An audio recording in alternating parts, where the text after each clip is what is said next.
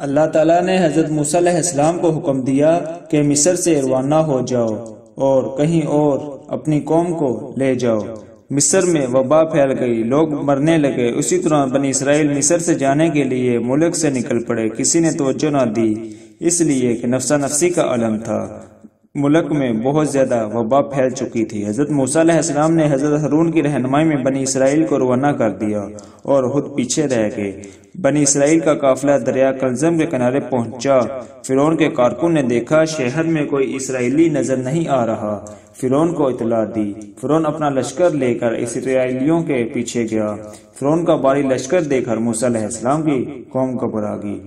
موسیٰ علیہ السلام کی قوم نے کہا، ہم مصر سے نہ نکلتے تو اچھا تھا، اب تو ہم گئے۔ حضرت موسیٰ علیہ السلام نے اپنی قوم سے مخاطب ہو کر کہا، میرے ساتھیوں، خوف زدہ ہونے کی ضرورت نہیں، میرا رب میرے ساتھ ہے، وہی ہمیں راہ دکھائے گا۔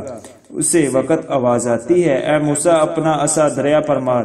حضرت موسیٰ علیہ السلام نے اپنا عصا دریا میں مارا تو پانی دریا کا 2 حصے ہو گیا اور درمیان سے راستہ بن گیا۔ حضرت موسیٰ علیہ السلام نے اپنی قوم کو ہدایت کی کہ میں اس راستے سے دریا پار کرتا ہوں، تم سب میرے پیچھے آ جاؤ۔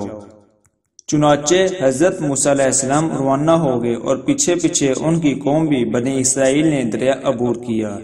فرعون کا لشکر بھی پہنچ چکا تھا۔ جب فرعون نے موسیٰ اور ان کی قوم کو راستہ پار کرتے ہوئے دیکھا تو خود بھی اپنے لشکر کے ساتھ دریا پار کرنے کی کوشش کی، اور جب فرعون اور اس کا لشکر بیچ میں پہنچا تو پانی 2 طرف مل گیا۔ فرعون اپنے لشکر کے ساتھ ڈوبنے لگا تو موسیٰ علیہ السلام کو آواز دی کہ اے موسیٰ مجھے بچا لے، میں ڈوب رہا ہوں، میں ایمان لاتا ہوں۔ حضرت موسیٰ علیہ السلام نے ان کی آواز پر توجہ نہ دی اور وہ اپنا لشکر سمیت ڈوب گیا۔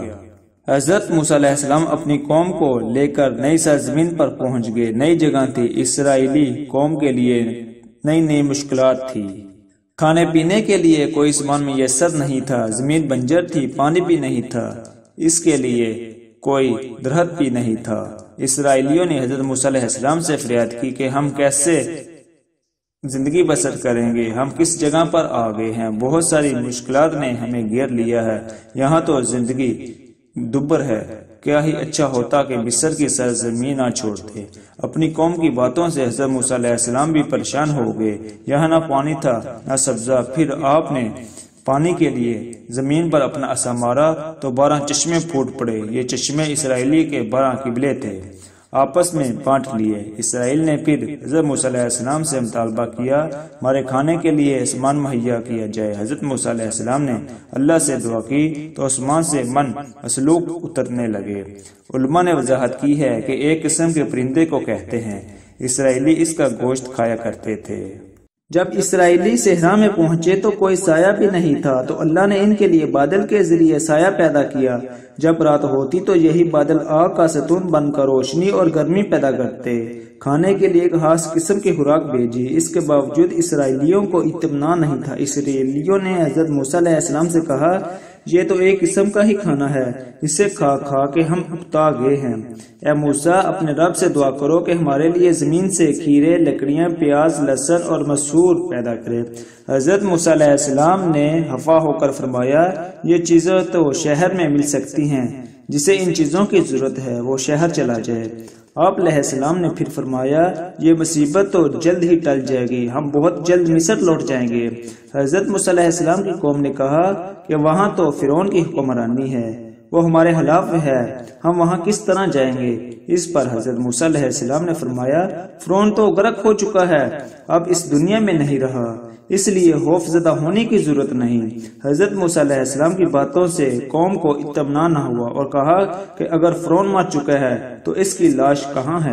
ہم اس کی لاش دیکھنا چاہتے ہیں۔